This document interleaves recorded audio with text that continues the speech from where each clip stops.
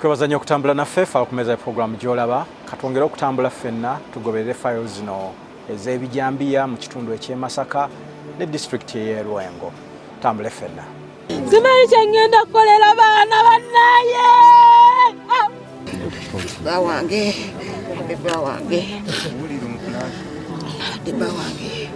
Basse bonna tekuli gw'olaba nti nayina ssente eziri awo wabula kigenderera kirala. Amasimu gaffe mugayina lwaki temutukubira sooka ombuulire oba ne mwekuŋŋanya bwe bamaze okugezako mutemula at least mwandyekuŋŋanyise ne mugamba banaye abatemu mwebali anti yasirise lwaki asirika tutegerese ku makya batabusi ne batambula ne bagenda.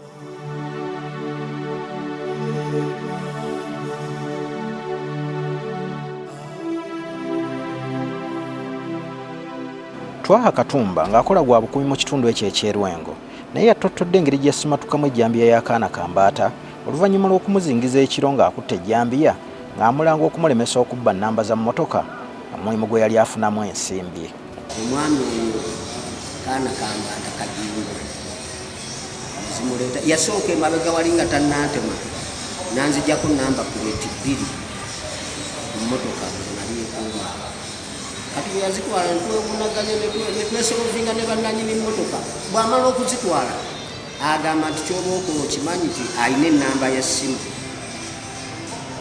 ng'awandika kakiiti akateekanga wali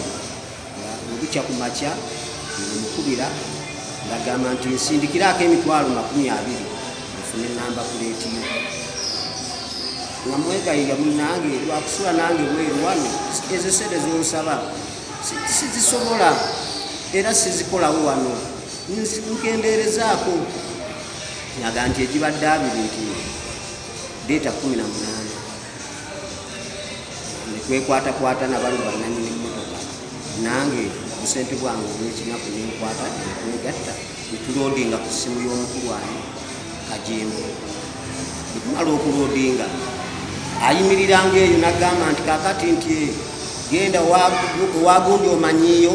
nti manyiwo wetoloola emmanju waliwo ennyumba tennaggwa nti ojja okusanga nnamba puleeti ezo nga kituufu nga tugendayo aba ne bannannyini mmotoka okuwenjawenjawe tuti mu busubi nga nnamba puleeti zezino zennyini ezaffe zebaatutte olwo tumaze omusindikira ssente bwe yazitwala waayitawo wiiki n'amala n'akomawo mukudde ate yajjanga mubi nnyo azze kusaanyaawo obulamu bwange. Bwe yajja mulaba yajja mu budde bwa ssaawa 10 ez'ekiro yali amanye ezo essaawa omuntu afuna empewo n'asumagira kumbe nze nali ndi mu mmotoka miginoni mpanvu kalabayo yafuluma mu kikuubo nga wali najja n'azituukako emmotoka ze nali nkuumaawo nanekanga mukunekanga tiyaddayo mabega yajja buzi kati mu kikuubo kye yafulumiramu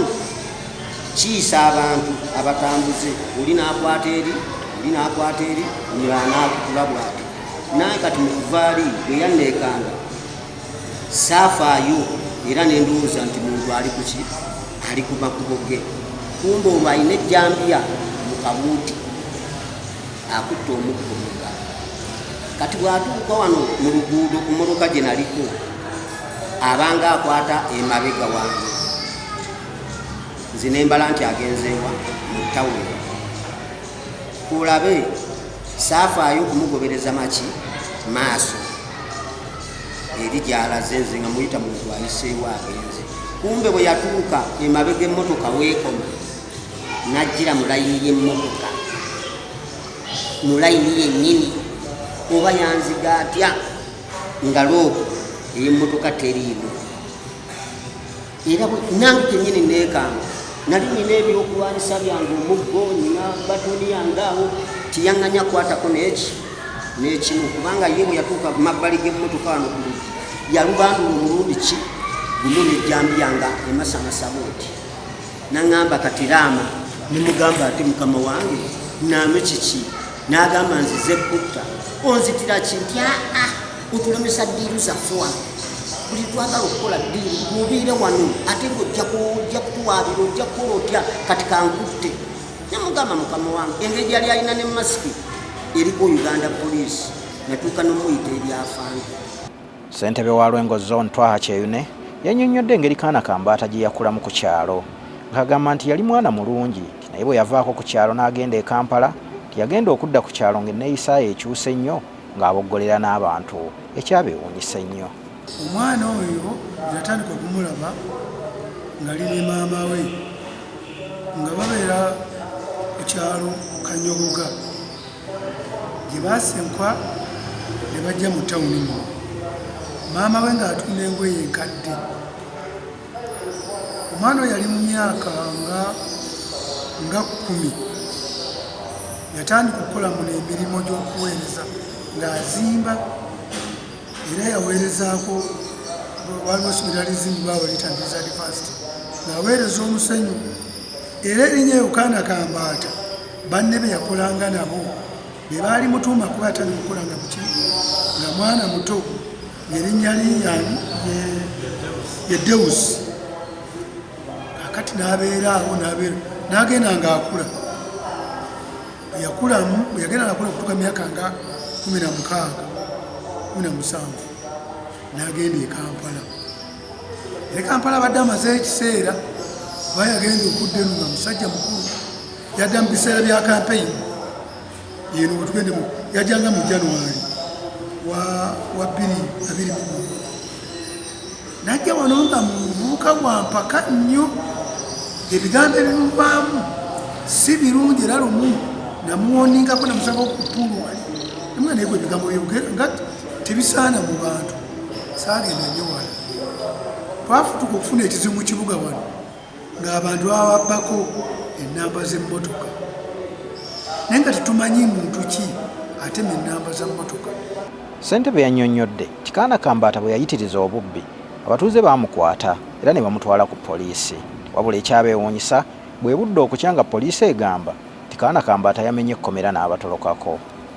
Twamukadako lya Ssejjoba Makyali ti Ssejjoba bamutemye ani yamutemye nvuka yazibwatibwa ati nga bwakunnyonnyodde ne twebuuzaani amawuli ne gasaasaana kati zali siriiwo mbakumyewo essaawa nga talinga 10 nsanga ekibuga kikyankala kiki waliwo faamu awo yakugaga Barnabas ti Deusi bamugobye nti yatema abantu wano bamugobye bamutaaliza yalina munne bwe bakolagana bamuyita Kiwana ye yadduka yabula ye nadduka n'amulukakana sasi gavuza awo bamugobye bamukwate mu faamu awo waliwo musiri gwa kasooli muyaddukira ne bamukwata ne bamuteeka ku poliisi n'abeerawo nemujjako statement nengenda kola naye twamugyeko statement naye buli kintu kyeyakikiriza nga balowooza nti aliko kiki kikyamukulungo kyani awo gwetukula ebintu bino tiziwaliwo antuma abeera kyabakusa naye simumanyi linnya nange yati omulimu gutema abantu n'abeerawo okumala akaseera twebuuza ye lwaki poliisi kitwala muntu wano yamala wiiki kumpi nga 3 twebuuza kakati lumu mbaali awo kumakya ti omusibe Deusi yatolose nengende wa meya w'ekibuga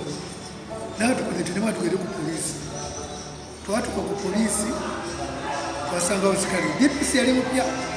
tetwamusangawo yali agenze kisekkeeyo ngaera waliyo gwe bakoze eki gwe batemye kakati tubabuuza nti omusibe yatolosa atya nga bali abawotevu namutemuna yatoloseeko nembuza omukyala asulawo nanga nabadde ndaba TV zaate saawa nga 4 nempulira enfufu ngeyise mmolingirimatiibwa kiki aganisakifuddeko kati ngende okera ku makya omusibe ayiseewo nembuza abapoliisi okuddira omusibe ono okumujja muli okumukateeka mugana akomera amatafaali Nigeria kyate kigendererwa ki sikali naŋŋamba nti ekitwakukisiza mu ekkomera okumuteeka mulimi yabadde atugaba 4. Ssentebe bagamba nti oluvannyuma baddamu ne bakwata Kaanakambaata kyokka era ekyabeewuunyisa ye Kaanakambaata okubategeeza nga bwe yali alina abanene abamuli emabega era nga tebalina kye bayinza kumukola. Ne poliisi etwala obuvunaanyizibwa n'omusirikale waliwo sayidi omugamba nti tulina connection gye tuliko okulaba tusobola okufuna omuntu obunaazibira tujja kuba tumaze okulaki funa omuntu era zagenda kukola essaawa 11 nga bamukwatidde ekiwangala mu maka agamu. Naye omusirikale tugamba omwami we yamutolola yali naye mu kkomera kirabika yamunona bwe bamusanga kuba yali musibe yadde ekiro nakulaki n'amunona bamukwata ne bamutwala e Masaka. Kati jjo ennaku z'omwezi nga 5 twadde mu security meeting ey'ekyalo twabaddemu n'owa poliisi n'omuntu wa bulijjo n'akola ku detector akola ku kunoonyeza ku misango. Kakati ne mubuuza nze nabuuzizza musirikale tiwaliwo abantu 10 be nalabye abatwalibwa mu kkooti kutitema bantu ng'ate ono yasooka okukwatibwa. Lwaki ye teyalabise? Yaddamu n'ategeeza nti oyo yasooka okutwalibwa mu kkooti era gyali mu prison. Folukomeza programu gy'olaba faayo ze tugobereddeza ez'ebijjambiya mu kitundu eky'e Masaka wamu ne Ruwengo nga tutunuulidde nnyo abamu ku baakwatiddwa, ebibakwatako n'ebyogerwa abatuuze mu bitundu omwo mwe baakwatiddwa. Katumulemu katono tujje twongere okugoberera faayo zino naddala abo abaakwatiddwa n'ebibakwatako.